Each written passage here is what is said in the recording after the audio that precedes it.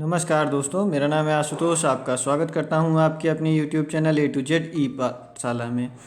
आज मेरे साथ में आप एक बहुत ही ज़्यादा इम्पोर्टेंट वैकेंसी निकल रखी है गवर्नमेंट की तरफ से, NHM यूपी की तरफ से ANM के लिए, जो कि इसमें सिर्फ फीमेल कैंडिडेट अप्लाई कर सकती हैं। इस बात को ज़रूर ध्यान रखिएगा, केवल फीमेल कैंडिडेट ही इसमें अप्लाई कर सकती हैं। इस वीडियो में हम इसके बारे में सभी डिटेल्स जानेंगे, जैसे कि वैकेंसी कितनी है, इंपॉर्टेंट डेट्स क्या हैं, एलिजिबिलिटी क्या है और कितने डिस्ट्रिक्ट में आप अप्लाई कर सकते हैं, कुछ लोगों ने हमसे पूछा था।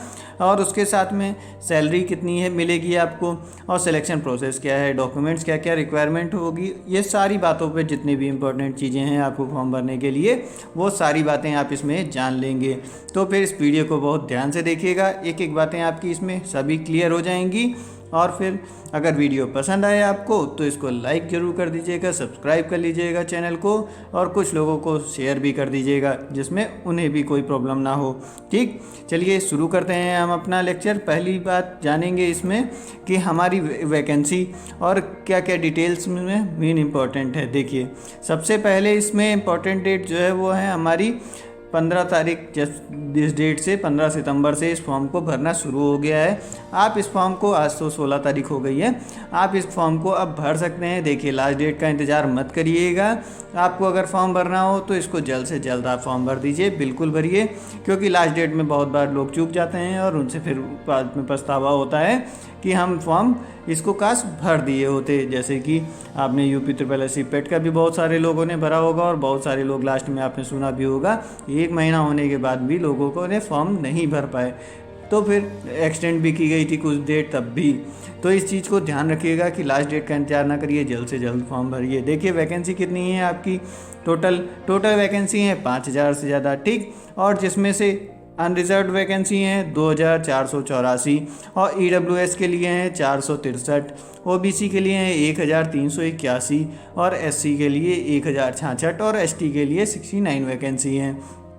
ठीक, ये वैकेंसी आपकी 5000 जो है ये आपकी कॉन्ट्रेक्चुअल बेस पे हैं वैकेंसीज़, ये परमानेंट वाली वैकेंसी नहीं है, इस बात को भी ध्यान रखिएगा।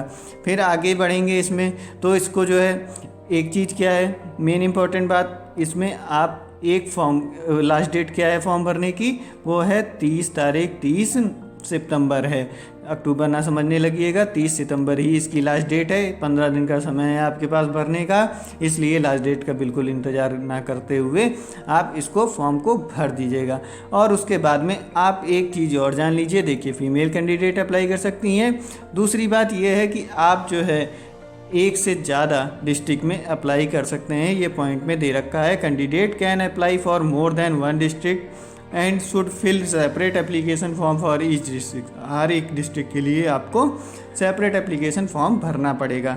ठीक, तो ये जो है आप एक से ज़्यादा डिस्ट्रिक्ट में जहाँ जहाँ चाहें वहाँ पे अप्लाई कर सकते हैं। एलिजिबिलिटी आपकी क्या होनी चाहिए, एलिजिबिलिटी क्या है आपकी योग्यता जो है वो आपके पास क्वालिफाई होना चाहिए, 2 ईयर का सर्टिफिकेट डिप्लोमा होना चाहिए ANM में, और उसके बाद किससे, एक रिकॉग्नाइज्ड आपने इंस्टीट्यूट से ही तो किया ही होगा ज़्यादातर, पूरी तो उम्मीद है, इतना तो ध्यान रखते ही हैं। फिर उसके बाद एज की बात आती है, तो एज जो है वो आपकी 40 साल से कम होनी चाहिए 12 सितंबर 2021 को।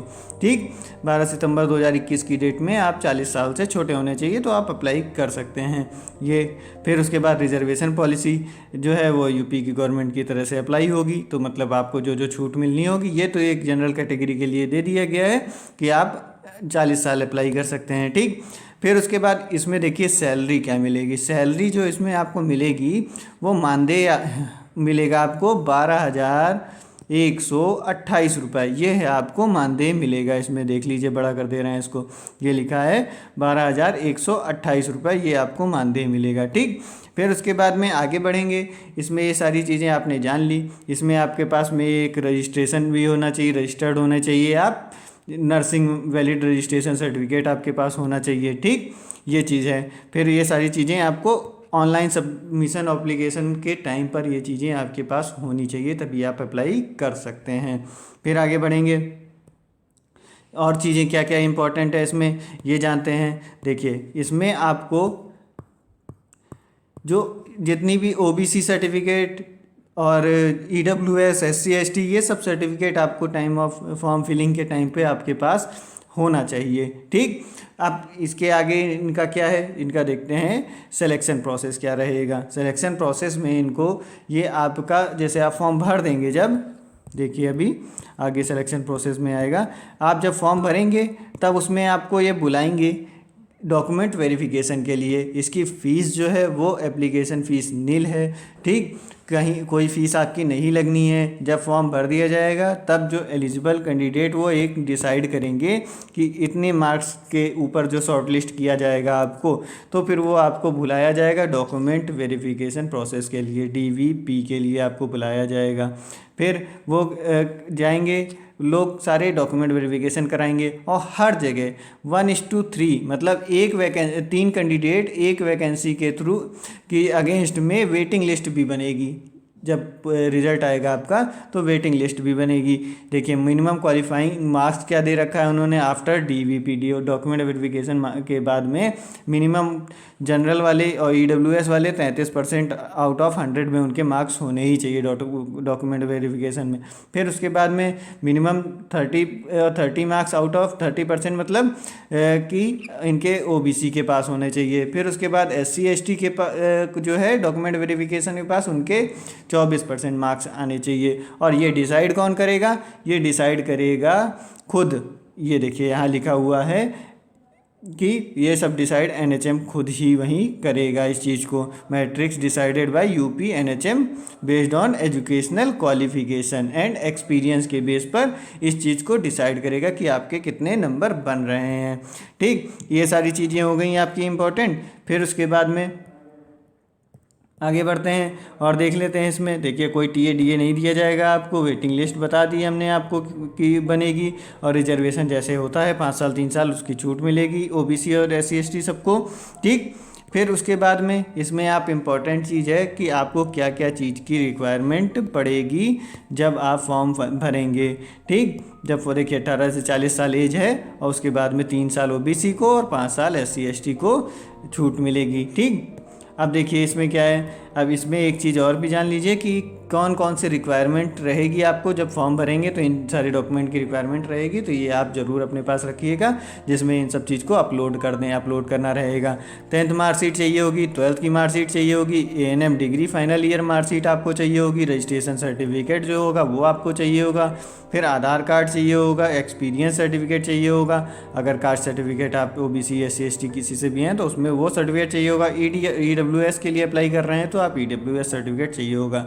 फिर आपकी फोटोग्राफ स्कैन की हुई चाहिए होगी। फिर उसके बाद में आपको फोटोग्राफ के साथ में सिग्नेचर सर्टिफिकेट, ये सब जो है आपको किसी एक जगह स्कैन करके सेव कर लीजिएगा। ठीक, फिर आपको आगे ये सारी चीज़ें अपलोड करनी रहेंगी डिजिटल फॉर्मेट में, PDF में और JPEG इन सब फॉर्मेट में करनी रहेंगी। फ़ोटोग्राफ को आप आसानी से भरने के लिए ये याद रखिएगा, साइज़ को फ़ोटोग्राफ का 50 KB से छोटा रखिएगा तो ये आसानी से अपलोड हो जाएगी। फिर उसके बाद सिग्नेचर भी आपका 50 KB से छोटा होना चाहिए। फिर आगे आपका जो है फ़ोटो 3 महीने से, ये देखिए लिखा है फ़ोटो 3 महीने से ज़्यादा पुरानी नहीं होनी चाहिए। बैकग्राउंड जो है वो स्ट्रेट कैमरा की तरफ आप दिख रहे हो, लाइट कलर का बैकग्राउंड हो। फिर आगे देखिए एजुकेशनल क्वालिफिकेशन जो सर्टिफिकेट रहेंगे उनको 1 MB से कम का होगा और PDF फॉर्मेट में रहेगा।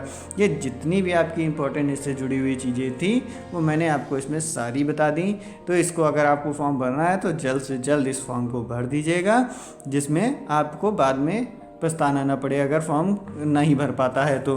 ठीक है, क्या आगे जो है हमारी डिस्ट्रिक्ट वाइज वैकेंसी कितनी है उनको भी देख लीजिए। देखिए आगरा में वैकेंसी 27 है, अलीगढ़ में 51 है, अम्बेडकर नगर में 53 है, अमेठी में 69 है, अमरोहा में 49 है, औरैया में 14 हैं, अयोध्या में 85 हैं, फिर आजमगढ़ में 160 हैं, बागपत में 6 हैं, बहराइच में 296 है। इस तरह से सब जगह की अलग अलग वैकेंसी हैं। आप इसका स्क्रीनशॉट ले लीजिए फटाक से, जिसमें आप फिर आगे हम बढ़ाएंगे तो उसका एक स्क्रीनशॉट ले लीजिएगा तो आपको पता रहेगा कहाँ पे कितनी वैकेंसी हैं। इस तरह से आपको पता चल जाएगा। ठीक, ये सभी डिस्ट्रिक्ट हैं जहाँ जहाँ पर जितनी जितनी वैकेंसी है वो दे रखा है, ये रही।